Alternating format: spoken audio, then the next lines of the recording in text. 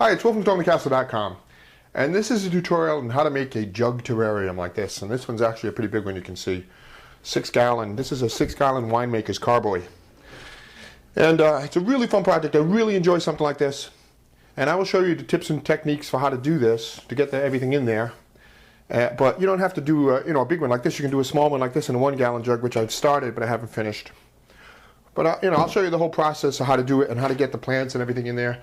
You can make a few different tools, coat hangers and dowels, and a grabber tool like this, which is really handy. This is really a handy tool. You buy this in a hardware store.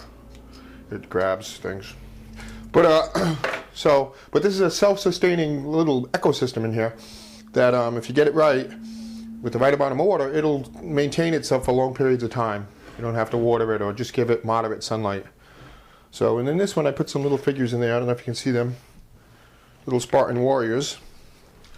So I call this Journey to Thermopylae. See, they're heading through the forest and they're going to Thermopylae, the hot gates. So let me launch into the tutorial on how to make a jug terrarium.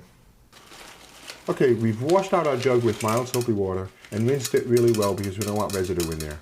Now the first thing we do is we add a 2-inch layer of pebbles or gravel to the bottom of it. This forms a reservoir where the water can accumulate.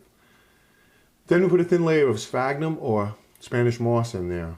That acts as a barrier between the soil and the pebbles so that the soil doesn't accumulate in the bottom and form a muddy mess. Just a thin layer, and then tamp it down.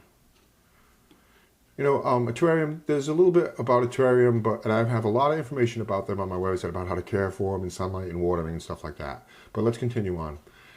African violet soil is fantastic for terrariums. It really works really well.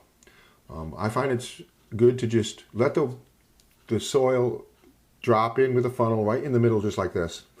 It keeps the sides clean, and then swirl it around to even it out. But we don't want to try to keep the soil off the sides of the glass because we want the terrarium to look good. And then once you do that, tamp it all down pretty firmly so the plants can take root. You don't want it to be real loose, they'll just fall over or fall apart. Now for details, I'm going to use lava rock. It's something that's used in barbecue grills, and you can get it in any home improvement store. It's like $5 a bag. Just to make details, you can cut them with pliers so they fit into the jug. And I cut a bunch of them and put them in there, and then formed like a little mound off-centered. It's like an interesting thing of stones to look at inside the terrarium. Just an idea. There's all kinds of things you can do. See, there you go. Different colors, interesting little configuration. And here's a tip, to clean the sides right now. You should do it now. Just put a piece of paper towel on a coat hanger, then you can wipe the dirt off.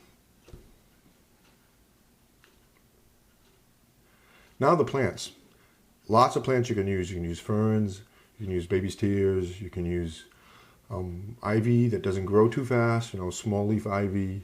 I have a whole bunch of plants listed on my website that you can check out.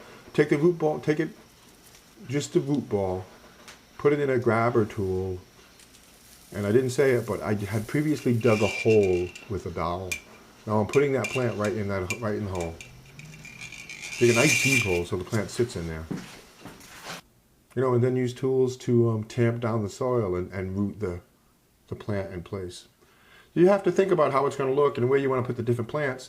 So on the table, you might want to arrange them first so you get a sense for what they're looking like, what it's going to look like inside the terrarium. So I'm just doing it again. Dig my hole, use the grabber tool, put the plant in it, and then tamp it down.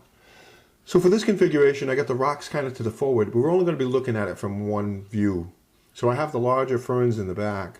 I've got ivy and another plant in the front. It makes for an interesting look. Now for ornaments, you need some way to secure them down. I hot glued a long stake to them, so now I can stick that right in the soil and it stays. Now we're going to water this liberally, cork it, and put it in a north-facing window. And it's done. Our jug terrarium is done. It looks great. It should last for a very long time.